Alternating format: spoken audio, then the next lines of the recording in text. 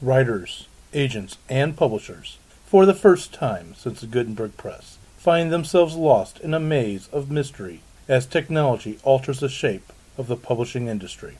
Searching for Answers is a group of writers throwing pop culture, writing, and publishing into a crucible of clarity, passion, and humor. This group is the Right Pack.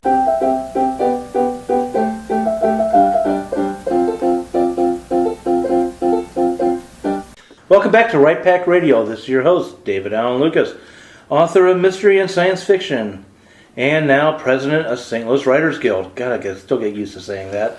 And with me today is the former president and now historian. Yes, I'm Brad R. Cook. I'm a steampunk author out there. Check out The Iron Horseman and Iron Zulus coming out later this year. You can find out more at bradrcook.com.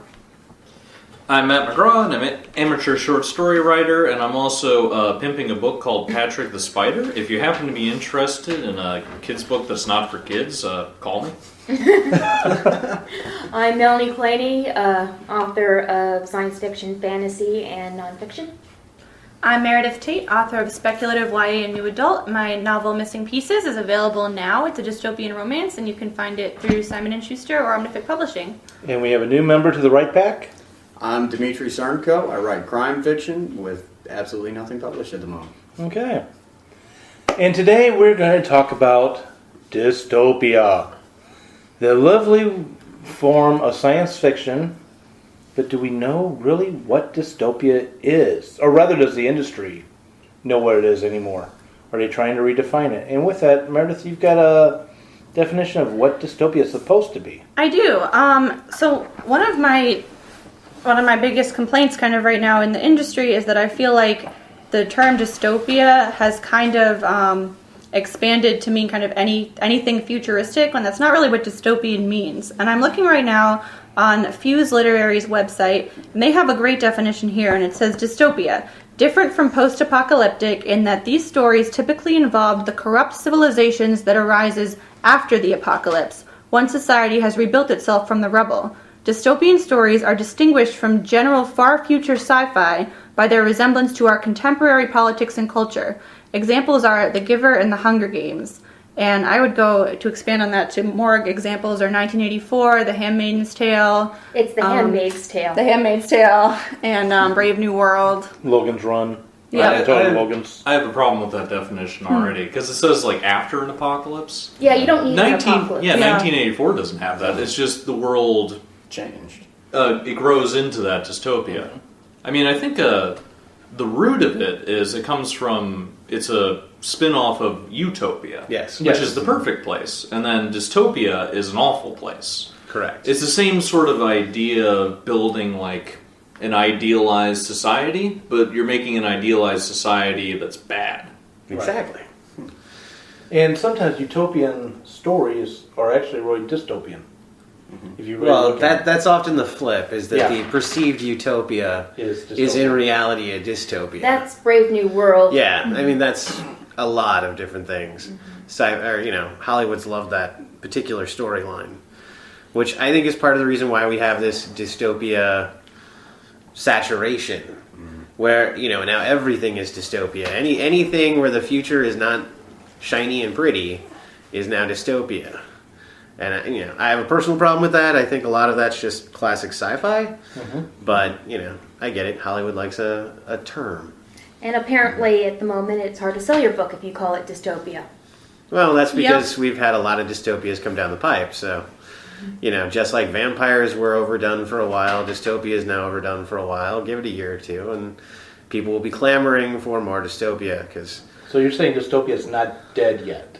I don't think dystopia will ever die.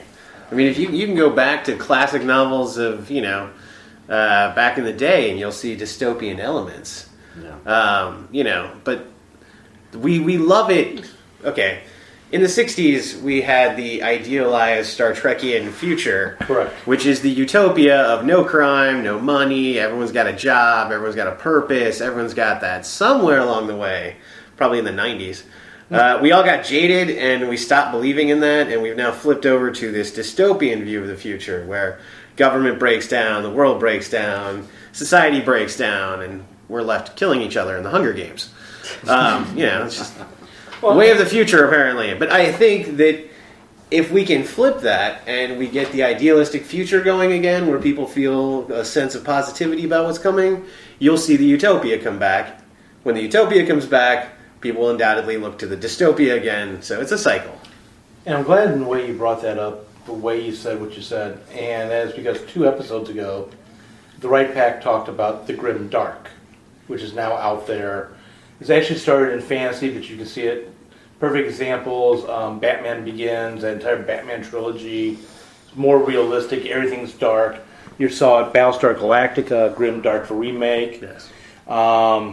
Even, I dare say, the new remakes of Star Trek have a touch of it in it. It's not completely there, but there's an element. It's everywhere in the visual design, at least. That's exactly where I'm going with it. So with that said, though, we talked about with the Grim Dark that it was a child, if you will, of 9/11. Dystopia is not. Dystopia actually goes back further, and I'm glad you mentioned that. It's not something just suddenly, we got attacked with terrorism, and thus we've gone to dystopia versus utopia. No, I mean, dystopia really is, and I think part of the reason why we have this, especially here living in America, where, yes, we have 2 sides that hate each other, diametrically opposed, but the point is that we still have a very idealistic view of our government. And I think that out of that spins dystopia, which is this sense of it all could break down. Mm-hmm. And that's a great fear to play off of, which is why I think dystopian does so well. I think that's actually a good point. You brought up that in the 50s and 60s, a lot of the stories were utopian, based upon a lot of the society that was back then. It was all fantastic, Leave It to Beaver and all of that. Whereas now, you see a lot more of the aspects where the government is having a lot of issues. So much more is coming out about corruption and everything else that we have that, like you said, that spin on dystopianism that people are curious as to where it'll lead. And this led to some historical dystopia. Again, going back to 1984, that comes out of that's after Vietnam. Yep. That's after that huge mess up, or at least the huge PR problem was. And then you also have Contra scandal, that sort of thing. Iran Contra. And then just the general feel of the Cold War, these 2 diametrically opposed, possibly apocalypse-causing groups, there's a feeling of we've set up a system that is wrong and we're stuck with it. Right. And that leads to the dystopias that the people wrote. Exactly. I think you'd probably actually do really well if you wrote a utopia right now. I had a question kind of about how we define dystopia, and another thing that's kind of making a rise right now is alternate histories. Oh, yeah. For example, there's a book called The Only Thing to Fear. It sounds really interesting. It's on my TBR list, but basically the plot of the book is that what if in World War II the Nazis have won, and now back whatever it is 50, 60 years in the future, we're in that society where the Nazis control everything. Now that's technically alternate history, but there's also some kind of dystopian elements to it also. There's one great book and 2, another author writes an entire series. One, the book is called Fatherland, where it's set, I want to say 60s, 70s. Hitler survived, clearly. They actually conquered the entire Europe, and it's Cold War between them and the United States. And Hitler wants to somehow take down the wall, if you will, between them, and they find out they've hidden the Holocaust. Turtle Dove, is that? Yeah, I'm thinking of it. Yeah, Harry Turtle Dove. Yeah, writes a lot of alternate history. Go ahead. Yeah, well, alternative history is a huge bread and butter of steampunk. Everybody loves to do. I do not. I keep my steampunk world kind of saturated in this universe as much as possible, though I have dragons, so yeah, no. Hence the fantasy element, the sci-fi element, not just true dystopian. But out of that, actually, is a whole series of things, and you're right about this sense of alternative history. I mean, if you look at now, one of the biggest breakthrough novels that went crazy was the Abraham Lincoln Vampire Slayer. Yeah. And now you've got the, what is it? Is it Jane Eyre with zombies or something like that? Jane Austen and zombies. Jane Austen Zombie Slayer or something like that? Pride and Prejudice and and Zombies. There's Thank you. That's it. And Sense then and Sensibility and Sea Monsters. Yeah. My Yes. friend And read then it. there's Jane Slayer. Yeah, so you have all these kind of new twists, and whether that's a twist on an old legend or something like that, or if that's just an outright, alternative history kind of thing, you can argue that in a future episode. But it is a big thing, and I think part of that is a sense of just wanting to look back and have fun and play. I don't think Dystopian originally came out of a sense of social injustice, showing the world the social injustice that is happening around you. And I think that we've slightly backed away from that to show it more as an angst in society. I don't think we're writing the books that necessarily make the huge points about society anymore, like, say, Utopia or Brave New World or any of these classic novels we're trying to do. I mean, if you think about the way that Brave New World comes out of, this is a classic book. This is a book that's It very much is a book of the Cold War. yeah, it's coming out of a certain age, and it's telling a story about that age in metaphor. And, maybe the Hunger Games is a giant metaphor. I don't know, but that's for future English teachers to decide. So I think it's clear. I think after listening to the author talk about the Hunger Games, where she got some of the ideas from, yeah, it's a clear metaphor for our world today. If you don't know the story, basically she kept flipping channels, watching television, and kept going back and forth between the Iraq War and reality TV game shows. And that's where you get the Hunger Games. So, I don't want to put words in your mouth, Brad, but what I'm hearing, and I think I'm hearing this from everybody, is it sounds like Dystopia is gotten watered down. A little bit. Yeah. It's now it's come to define everything futuristic that is not shiny and pretty. And unfortunately, that means post-apocalyptic and all these other things have been wrapped up into it. And I don't necessarily agree with that. I think some of it's just classic sci-fi. And again, going off of what Brad said with the post-apocalyptic thing, I've noticed it a lot on Amazon categories that a lot of apocalyptic zombie novels are now considered dystopian, stuff like that. And that kind of thing to me adds to the view that dystopian is saturated because we're calling so many things dystopian that obviously it's going to be saturated if we're lumping like 5 or 6 different genres in there. See, Mad Max is a perfect example of what I would call post-apocalyptic, not necessarily dystopian. And the reason I would make that distinction is, in dystopian, you tend to have your totalitarian regime, which means that there's a government that exists. It's probably different from what you are. Maybe it's America with 3 Ks. I don't know. That was a classic one from the 80s. Yeah. Classic one from the 80s when the Russians took over. It's a good one. But anyway, you have all of these... Sorry, go on. You have all these kind of stories out there. And we were throwing around like Interstellar and a few of the others, which I would actually just call that classic sci-fi. If you're going to look at 1984, which is a classic dystopian novel, there's a society. It's set. It's there. The problem is the society. Whereas Mad Max, or what was the one where Denzel Washington was walking around with the Bible? Great one. Another Eli. Yes, Eli, thank you, Eli. So yet again, another great Dimitri post-apocalyptic, kind of regime. Question: how would you contrast that to Animal Farm? Would you what genre would you consider that? See, Animal Farm I'd throw under dystopian. It's not post-apocalyptic. No, We now have bear trap go. No, but I would. I'd throw it. What? Anthropomorphic dystopian? Yeah, anthropomorphic dystopian. That's pretty specific. Yeah. I'd be surprised. But the if it's reason one is that there is that sense of a totalitarian regime from the pigs and, from all this other kind of stuff. So you have the classic setup, which is why I'd say it's dystopian. Though, I'd probably just call it classic fantasy. I also think that you made an excellent point with how most dystopian novels, they have a point, a critique of society as a whole, like you said with Hunger Games, or you thought there was some kind of metaphor. With 1984, you're looking at the extreme monitoring and everything else that, has obviously come to pass today. But, I think for dystopian, that's, as he said, it's been watered down. So many of them lack that necessary, this is what we're trying to show, this is what could happen depending upon how things go, what paths we take. And it's a little worrisome that you pointed out that, you know, they've all become this angsty type of thing, because maybe that's the driving force of our society today.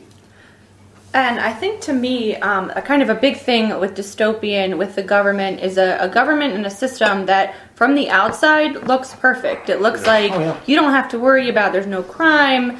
In many novels, there's no diseases. Stuff is planned out for you. From the outside, it looks great, but then from the inside, there's no freedom. And I think, to me, that's a common theme in a lot of dystopian novels, is kind of what are we willing to give up in terms of, are we willing to give up our freedom in order to gain all these other things that we kind of want today? We want a world without crime. That's certainly not necessary for dystopian. No, it's not necessary. No, But that's but kind it's a of what big I theme think of of. current That's a big dystopian. theme of it. It's a really big theme in current dystopian, which I know I've just been kind of sort of ripping dystopian here for a bit, but I actually do love the genre, and I love it for a lot of reasons. I love it, A, because it makes us think. It does point you in directions, you know, i.e. a perfect government that is obviously not perfect. You know, if you look at something like Divergent, it has set up a very clear, perfect society, but then, oh, wait, no, maybe it's not as perfect as we think, and, you know, we go around killing kids and doing other weird things like this. But, you know, part of what I do love about it, and one of the actresses said this the other day, I thought it was great, that, you know, there's probably such a love for dystopian because it allows us to break the character molds that we're so used to. So you can have a young girl who's in her teens who kicks butt and runs around as the hero of, you know, this novel, simply because that's breaking a mold that we currently set. We say girls can't do this, they can't do that, they can't do this, but in dystopian, all of that gets chucked out the window, and now this girl is suddenly free to do whatever she wants. And I think that's empowering, and I love that. Going off of what Brad said, yes. And I think that that's part of the reason that drew me to dystopian so much, is because we finally have these strong women who are layered, who are the heroes of the story. And me, growing up, I mean, maybe I wasn't super widely read, but I didn't see a lot of that. And I remember when I read The Hunger Games, it was in college, and I was like, wow, the hero is a woman, and she is kicking butt, and she is, like, she has her own thought processes, and the whole point of the book is not her falling in love. She actually has an arc, and I loved that. And I think, to me, that's kind of what drew me to the dystopian genre. And I don't know what that is. It's obviously not every dystopian, and I mean, it shouldn't be. There can be male main characters in dystopian, obviously, but, like, I'm just saying, why is that? Why with dystopian do we suddenly have an influx of these female main characters? Well, I think it was a way for authors to write that character, that really strong, powerful, butt-kicking female, without, you know, with being able to chuck the conventions that we force on some people. You know, this notion, like, you know, it scares me that we're just now saying that women need to get into STEMs, and, you know, if Jamie were here, she'd be backing me up like crazy on this, but, you know, I find it almost surprising, because, you know, to me, a woman can do anything. But, you know, I think that trend started before the and I would agree, but dystopian dystopian allows you to do it so beautifully, so easily, that you can show this. You know, if you look at high fantasy, I mean, we've had Éowyn since J.R.R. Tolkien threw her in, you know. I mean, we've had these strong female characters before, but dystopian allows you to shatter the molds that we all know. So if you look at Pretty in Pink, for example, you know, if you take, that's probably a really dated reference, sorry guys, I could come up with a lot better rom-coms than that. But anyway, if you take any of the, like, standard contemporary movies of today, you have the woman who is career-driven, or maybe she's family-oriented, or maybe she's all of these, but, you know, only in a few movies do you get the woman who's going around smashing in every guy's head like she's Liam Neeson. You know, so dystopian really allowed authors to shatter that conventional character sketch and write the kick-butt female, which is why I think we see so many of them. I have a question. Would you consider Buffy the Vampire Slayer? That doesn't seem dystopian to me. No, not in the least. But that's, she's part of the pre-dystopian kind of thing, but see, that's classic fantasy. We've always had these women in fantasy. That's the beauty part of fantasy and science fiction. I've got a slight observation, and maybe I'm way the hell off base, but maybe not.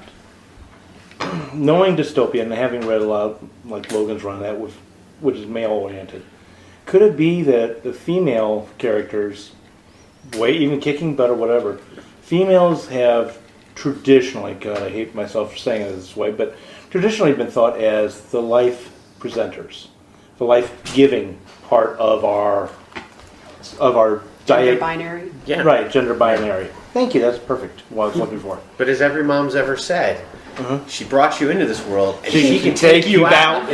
Right, exactly.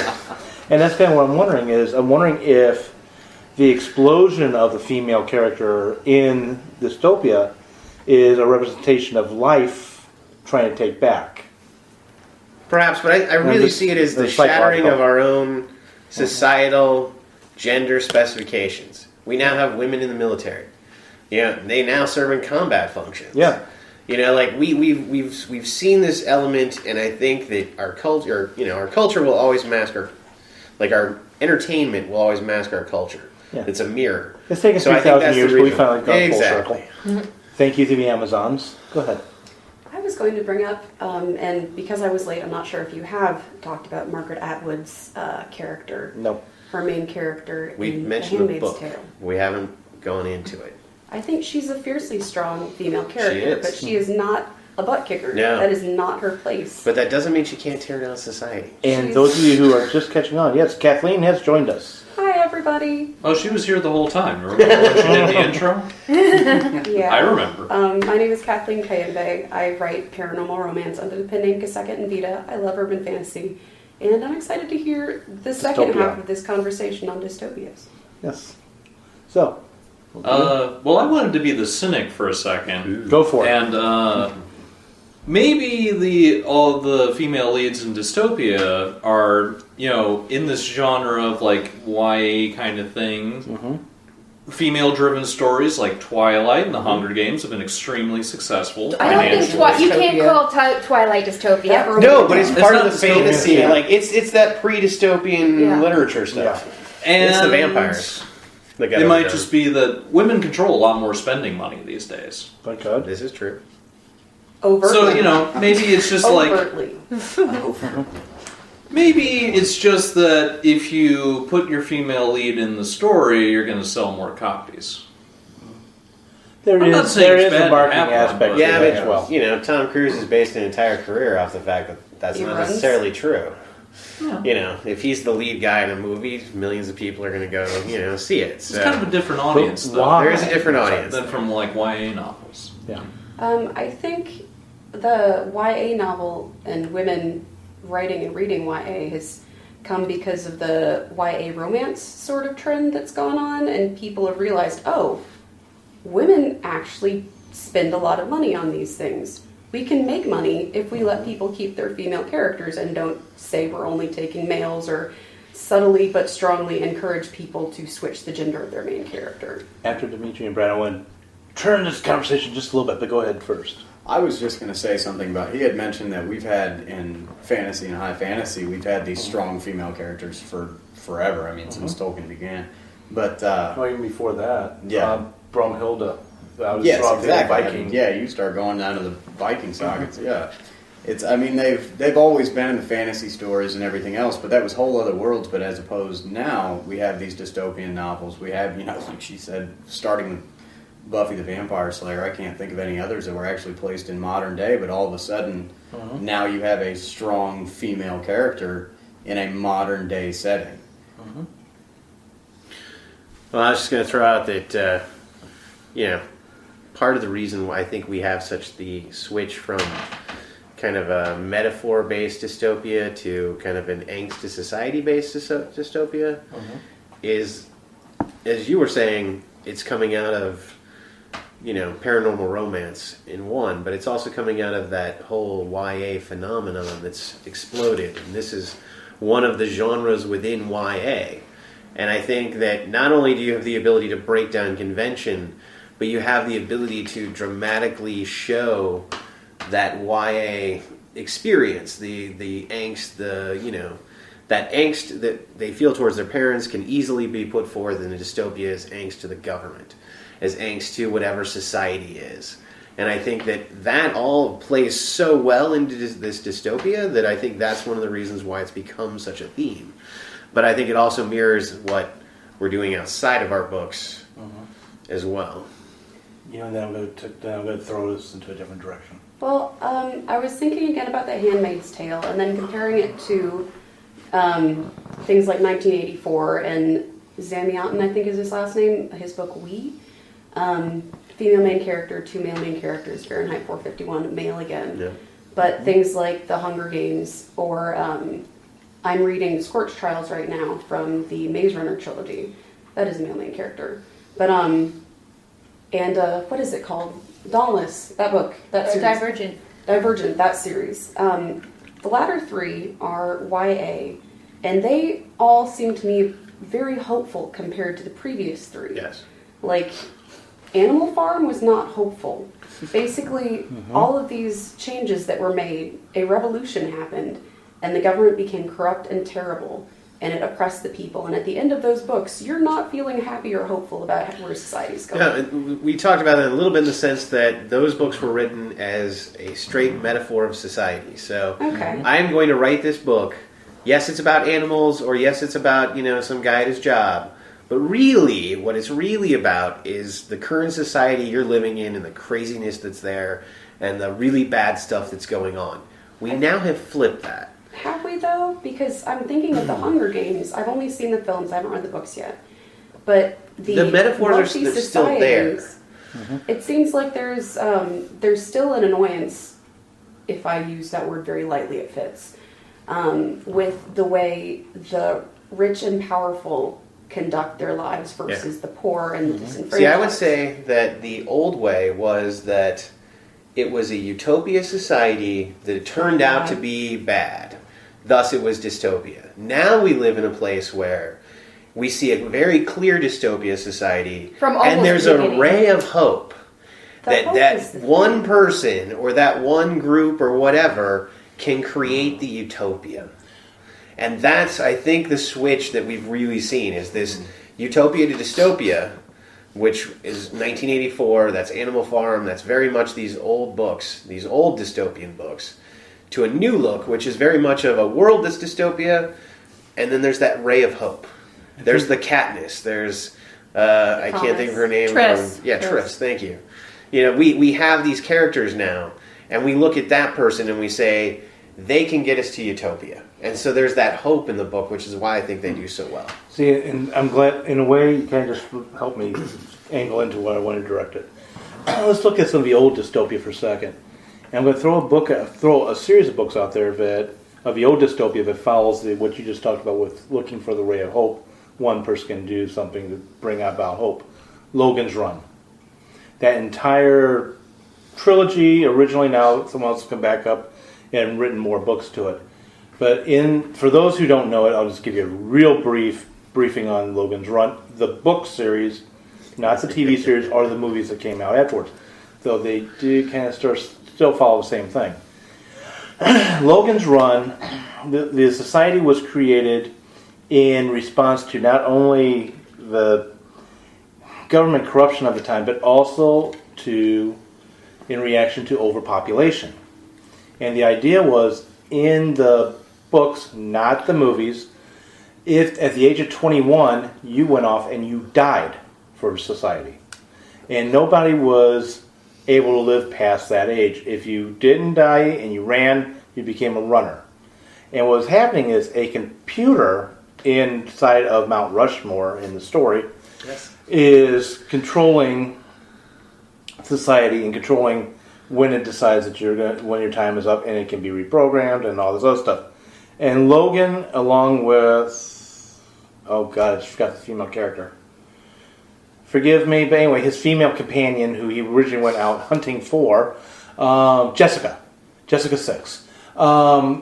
They end up destroying the computer, and there's a colony off the planet, blah, blah, blah, blah, blah. Come back, and he has to remake society. So there is always a constant hope throughout that entire thing. But its main focus was who decides when to die and overpopulation control.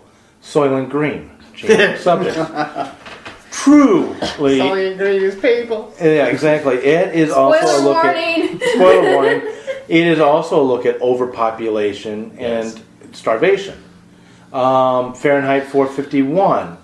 was the control of knowledge and control of books, technically. Kingsman, new movie, overpopulation. I love Yes. that movie. Yes. Oh yeah. It's so good. Yes. Well, you could also look at the freaky, I think it was Justin Timberlake movie with Anna Seyfried, all about like In Time. In Time. Home of the time pun. Yes, where they had the how much time you had left, and you Oh, could buy that more movie, time. yeah. Yeah, That was yeah. a pretty ham-fisted, like, capitalist thing, though. Oh yeah. Yes. Oh, very much so.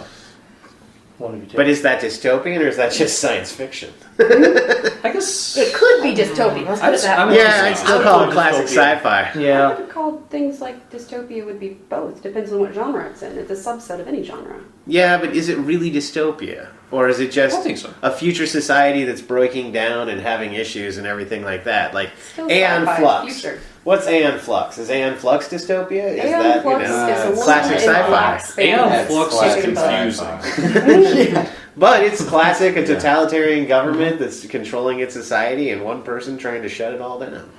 I was just thinking, we were talking about lessons to be learned kind of from dystopians and messages, and I think that obviously like the message of like government and freedom and stuff is very strong, but David brought up Logans Run, and one message I got from that doesn't have anything to do with government really, and stop me if I'm wrong because I haven't read this in years, but he was supposed to be one of the people hunting people, he was a right? Sandman, And then yeah. all of a sudden, when it's his turn to turn 21, then it's not so great anymore because he Yeah. realizes he has to die. And I think that's a really interesting topic. It's and I can't think of it. There's a really great poem about World War II about kind of how I didn't stand up for them until they came for me, and there was no one left to stand up for me. I think that that's a great message kind of from Logan's Run, and I think it's important to remember that just because dystopians are about government, those aren't the only I think messages from dystopians them. are people's reaction to government too. Yeah.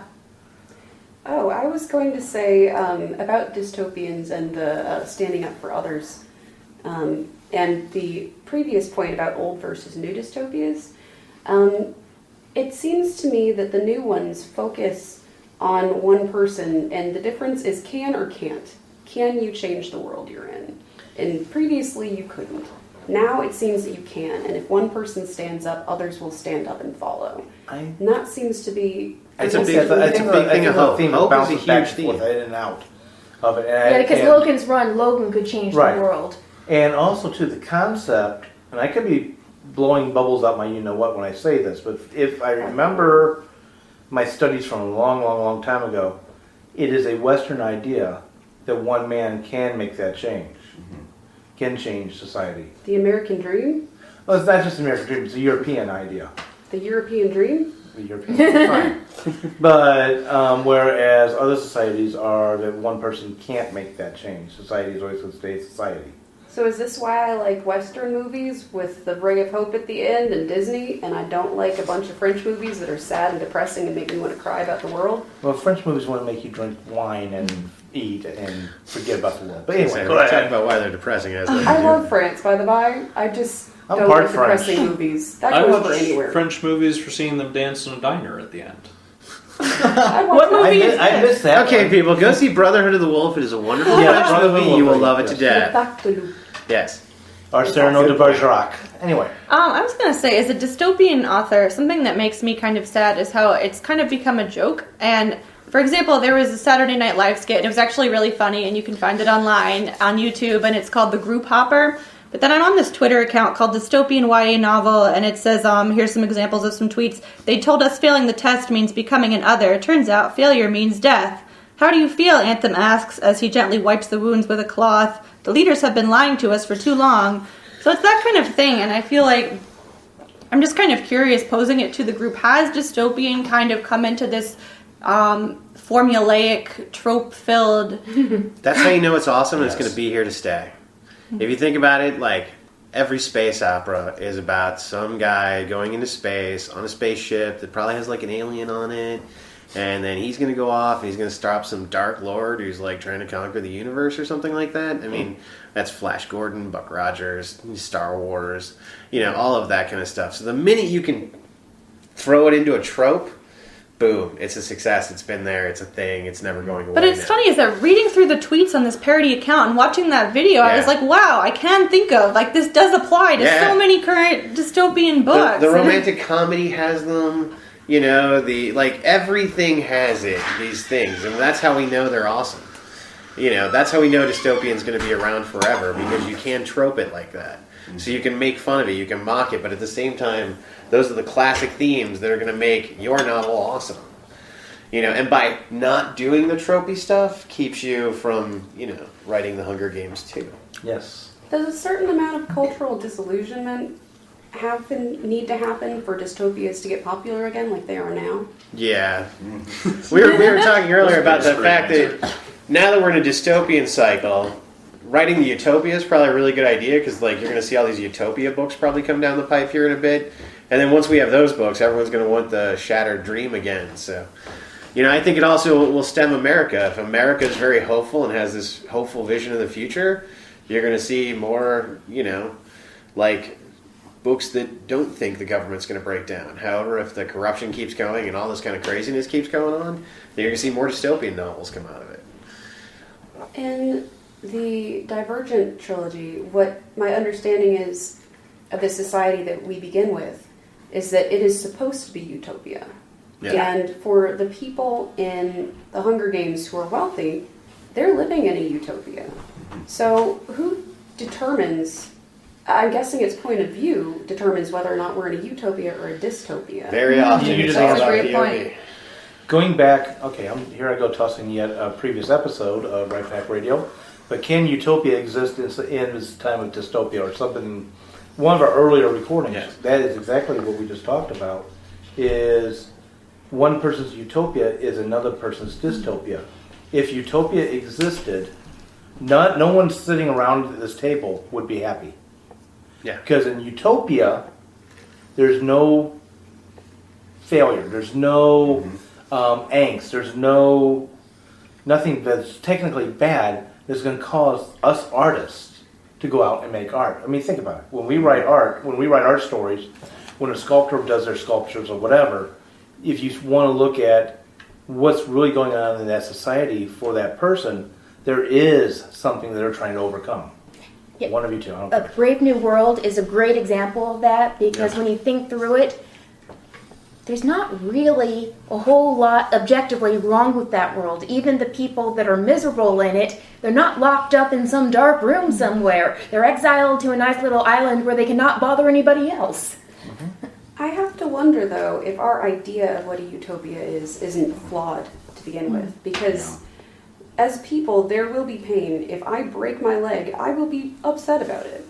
And it sounds to me like a utopia is something that has the capacity for pain and suffering, but also allows people to be their best selves. And these dystopias are things that were created to be utopias, to allow some people to be their best. And the problem is that it can't include everybody, because somebody's back is being broken, holding up the rest of it.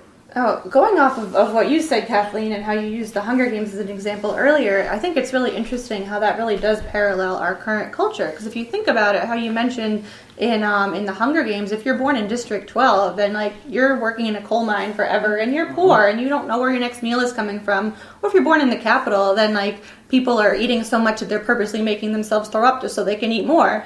And I think that's interesting looking at our current society. I mean, think about the difference between being born in, let's say, the slums in India somewhere, whereas being born to multimillionaire parents living in California somewhere. And I think that there are some kind of parallels to our current society based on kind of luck and utopia versus dystopia, how we view the world. Luckily, the guy in India is going to be able to drink, and the guy in California is not. So you're going to have to buy his water. My big aspect is that not even on a societal basis, but like she was saying, on a personal basis, the pain and everything else.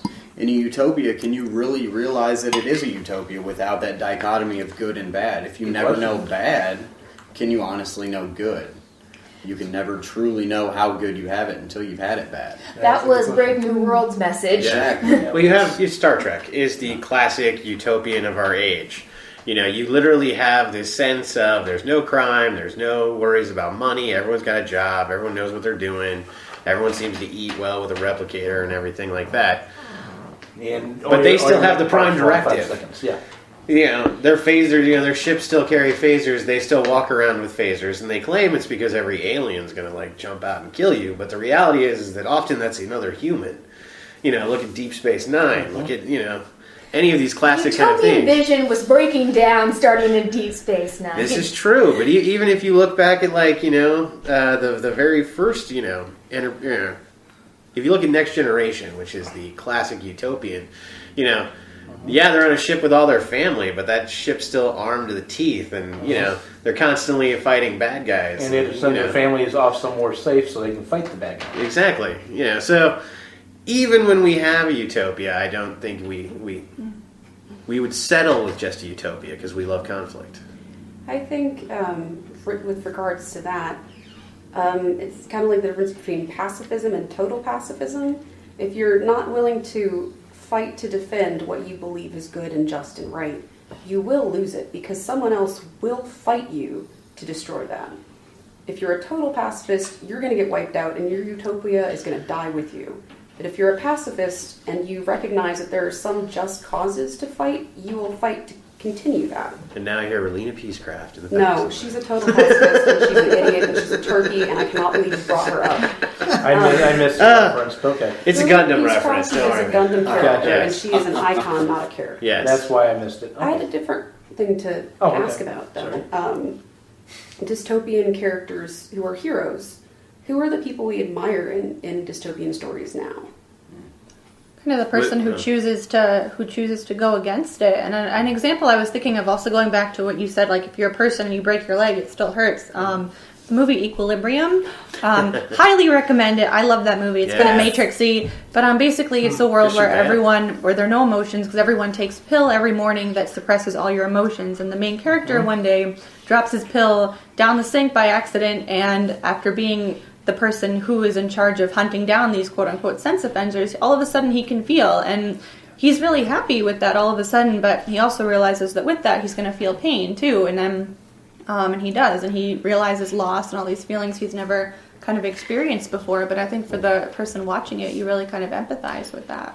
Another example, and I'm turning this over to Dimitri, is I want to say it's Alfred Bester who wrote Do Androids Dream? Electric Sheep. That's Philip K. Dick. Philip K. Dick. Thank you. So whoever wrote that also did the exact same thing, where it was dialing up meds to make you feel good for that day. What I was going to say was, you mentioned, even in these utopian novels, there are still conflicts, there are still bad guys out there, there's always that hint that something bad can go wrong. Well, I mean, especially in writing any kind of story or anything, you really can't write a perfect utopian novel. There has to be something that's going to shatter it, there has to be something that's going to challenge it in some way, shape, or form. That there's no way to make a perfect utopian story. I mean, nobody would get more than 20 pages in before they said there's nothing wrong here. There's no conflict. There's nothing to keep my interest. Look at every Disney movie that's ever been made. There's conflict. That's what I mean. There's a conflict in there. Even Disney that loves to make the shiny, happy, pretty thing that everybody smiles at the end. There has to be the Rasputin. Baby's mom still has to die. Rasputin, perfect This is why example. Twilight, the movie, was so terribly boring until they realized they needed a plot 15 minutes before the end. No, I think you just identified they needed a plot. I like that plot. But anyway, go ahead. The baseball I was just going to great. say, if somebody wrote the perfect Utopia story, they should not write it as a story, and they should just put it as a constitution somewhere. If they figure it out, let the rest of us know. Yeah. Don't put it in a boring book. No. Actually, they did that. There's a book called Utopia. Yes, there's a book called Utopia. Does it work? There's no plot to it. So Yeah, they're not trying to do a it's a exposition of what society should be. Super popular in the Renaissance. I read it in high school for class. Man, I didn't get to read that in high school. No, I got stuck with. Never mind. It's the Wrath. Go ahead. Oh, yeah. Anyway, go. You had your hand. But Was that a Dystopia book? actually, Utopia was written out of a sense of, the world around me is crazy, and I need to put forth a dream, and so that's where that book came out of. And Utopia means No place. no place. Yeah. Do we need the idea of utopia and the idea of dystopia as, to function as people? Do they keep our society in check? That's a possibility. Does the threat of dystopia keep us in line, and does the hope of utopia make us ever hopeful for the future? Does that keep us in line as well, though? Yeah. It's a really good question. I was going to say, I think so, because we as human beings, we have to look for progress. We have to have a goal, even if it's an unattainable goal. Well, I think it's kind of backwards there, because it's like, if we didn't have novels for whatever reason, we wouldn't stop having like hopes and fears about our society.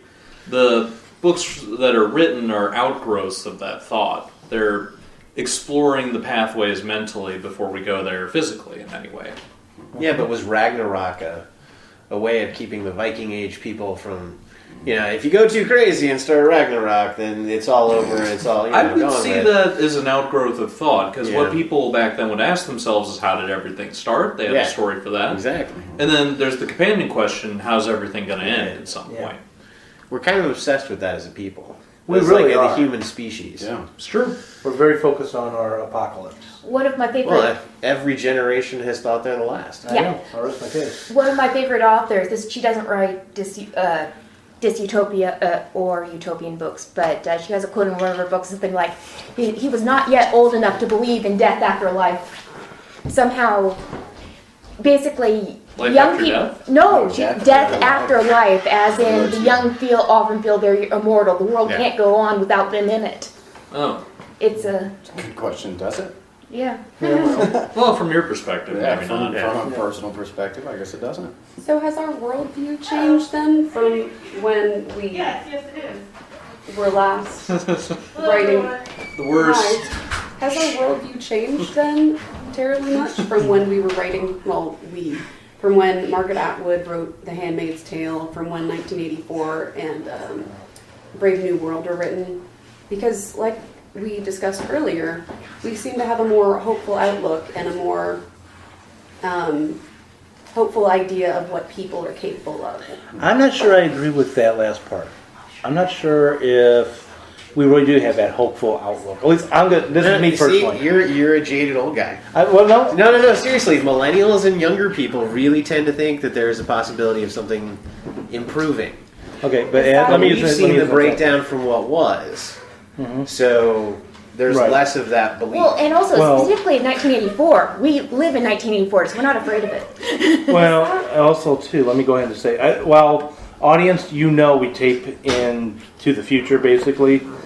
Tonight, which is this April 19th, 60 Minutes is going to air a report they did for 2 years ago. It just never made it to the television yet, of a sarin attack in Syria, where sarin was used on civilian population. What is sarin? Sarin gas. is Poisonous gas.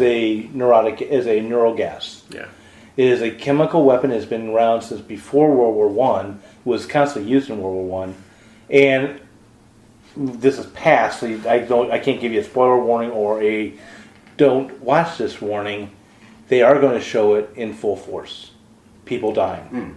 They are going to show exactly what it is, because it's the impact of seeing it. It takes away your distance from it. So have things better. Is mankind capable of doing something better, something hopeful? I question that back and forth constantly. I believe But we lived through the nuclear age. we did, and yet we're back into the Cold War. And I understand that. Yeah. But the point is that, for decades, we lived under the constant possibility that at any moment a button could be pushed and there was mutual destruction. And there were a lot of close calls. Yeah, There were there people were. who had, Russian guys who saw something on the radar that looked like planes coming in. There's the classic submariner who actually had his finger on the button and ready to go, had the orders to fire, and decided not to because it ended up being misinformation that he got. Yeah. They had every reason, every motivation, every topside motivation, from the world around them to do it. There was their military orders, it was everything like that. They knew their country was riding on them. They still had more faith in humanity than that. They said, I don't think this is worth it. And that's what all of us said. Which is why I still think there's an element of hope in the world. Thank God. I agree of the Two things. The Batman movie, Batman with the Joker, the second one from The Dark Knight. The Dark Knight. And an experiment that was done that I saw on TV where a bank truck dropped an envelope full of cash on the ground, just like it fell off the truck, and it was an experiment to see who would pick it up and what sort, like how many people would call in and report it. And they figured, depending on the neighborhood they were in, some people would not call in. They even had a former convict turned pastor pick up the money, and they were like, he's not going to call it in. Like, everybody called it in. Like, some people chased the truck until they flagged it down and were like, hey, you dropped this. Other people looked inside and were like, holy crap, and called to, say, hey, you guys dropped this. Nobody knew they were on camera, but all of these people wanted to be honest. And it surprised the people performing the experiment, just as it surprised the Joker when setting up two ships and saying, hey, you have the detonator for the other ship and they have one for yours. Whoever presses the button first gets to live, and you'll all die at midnight if none of you do it. Right. Like, those people didn't press the button either. Ship full of convicts and ship full of good people. Like, we want to believe in people. Whether or not we actually do is a question. And there was another experiment done in New York, late 80s, in the 90s, I believe, maybe early 2000. I think it was 90s. Two actors, they were paid to act like the male was raping the female, and they were doing it in an alley, and they were trying to see who would walk past and who would stop to try to intervene. And they actually had a couple, if I remember right, gangbangers come in to try to stop the fight, and they're like, no, this is being an act, this is an experiment. But yeah, so it's hard to tell where the hope exists. But I will go back to the old Greek myth about Pandora. She opened the box, all the diseases left, but we were able to close the box and keep hope in. So, anyway. So now we need to open the box and let damn hope out. Yeah. Somebody's let me, have hope. Okay. And with that, we've got only a couple more minutes. So last thoughts on Dystopia. Is it dying? How would you change Dystopia? That's a good one. How would you change Dystopia? How would you change Dystopia? I'm going to start off with our dystopian writer. I would say just be different and just write. I don't really know how to say this. Try something new. As again, get out of the whole trope. There's a test, and the chosen one is the first one to ever go past the test, and then the chosen one has to take down the whole government. And try and get a little bit past that, and or just make have it a different sword and and a evolve stone. it. Yes. Kill the chosen one in the first book. Yeah. Try that. Yeah. Do something different. Put a twist in it. Just don't let it die. Get away The from Lego movie did, and take out the chosen one entirely for a while and let everybody else do the magic. There you go. Okay. Oh, take it out of YA. Take it out of the way. Take it out of YA. Well, I want to know if it would still be hopeful or not, because YA is fundamentally hopeful, I should think. But the adult dystopian books that we've discussed were totally not. Well, Logans Run I would contradict you with, but I'll go with what you're saying. Stop thinking like a grown-up. It sucks. Yes, it does. Come up with new concepts. Break the formulas. I mean, like you mentioned, in time. I love the concept of time is money. Oh, I didn't have a thing. Okay, cool. I have one thing after we're done. Write dystopian punk. No, just kidding. Don't do that. I'm interested in it. Let's see it. It's probably already a thing. Write atomic punk. That's Utopia. All I'm going to say is changing to Dystopia is there's a book called The Encyclopedia of Social Issues, if I remember that title correctly. It's at the Library of Congress. Okay. It has a chapter per different social issues. Guys, ladies and gents of our audience, any of you who write Dystopia, please note that records, if I've got my number right, 165 different social issues. I can guarantee you have that the dystopian novels we've talked about have only touched on certain ones. Dimitri's got his hand up saying 5. I'll go with that number.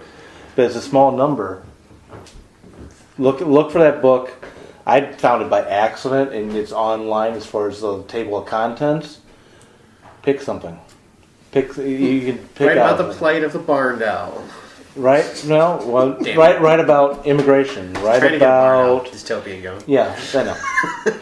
Right about you can name it. I'll go with your barn owl. Environmentalism. Something else. Make it a different topic.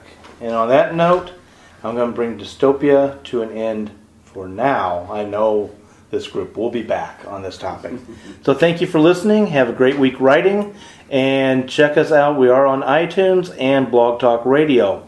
Find us also on Twitter and Facebook. Have a great week writing. The new theme songs for Right Pack Radio were written and performed by Meredith Tate. All copyrights remain with her. The Right Pack would like to thank STL Books for allowing us to record in their bookstore. STL Books and Gifts is St. Louis's newest independent bookstore with an emphasis on fine literature for adults and children and the most comprehensive selection of St. Louis books available anywhere. Visit them online at stlbooks.com or in person at 100 West Jefferson Avenue, Kirkwood, Missouri 63122. Tune in next week as the Right Pack will conquer yet another pondering issue in the writing industry.